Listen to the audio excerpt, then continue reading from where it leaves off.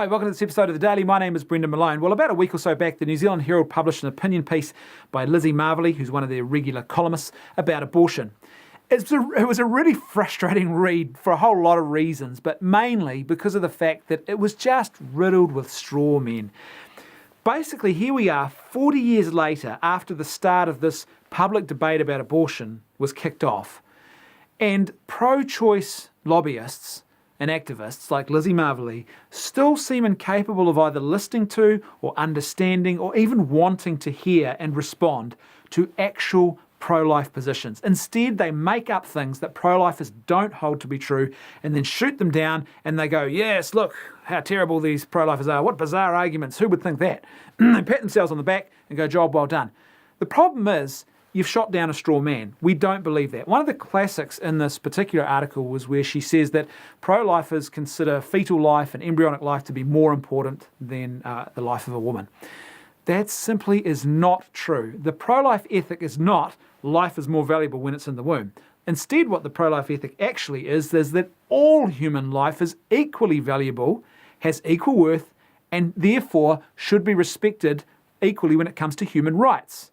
So whether you're in a womb or outside of a womb, whether you're young, whether you're old, whether you're small, whether you're large, whether you're black, whether you're white, whether you're male, whether you're female, it's irrelevant. All human life matters, and all human beings, even the very small ones who are still in wombs, have the fundamental right to life. That's the pro-life ethic.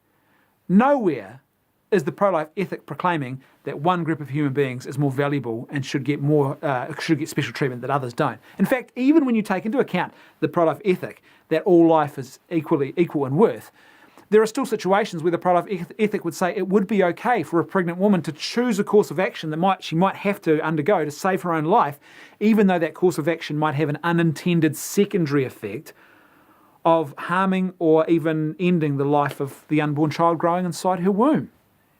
So that's the actual pro-life ethic, and that's quite different to what is presented in this ridiculous, absurd straw man, and along with a whole lot of other cliches in this article. And it's really, really frustrating because if you're going to claim, as often pro-choicers want to do, that they have the rational high ground and that they're all about science and they're all about, enlightened views on these issues, if you're going to make that claim, you actually need to back it up by being enlightened enough and rational enough to start by actually listening to the arguments against your position, the actual arguments, not cliches, not things that have been made up that aren't real, but the actual arguments, and then responding to those actual arguments. What makes this even more frustrating is the fact that the pro-life movement on the other side, for more than 40 years now, pro-life ethicists and commentators have actually been doing this very thing. They have been taking the words directly from pro-choice advocates and academics. They have been using their arguments as the starting point, and then they have responded to those arguments and explained why they believe them to be wrong. They haven't started with cliches, they haven't started with slogans, they haven't made wild and outrageous accusations that just simply aren't true.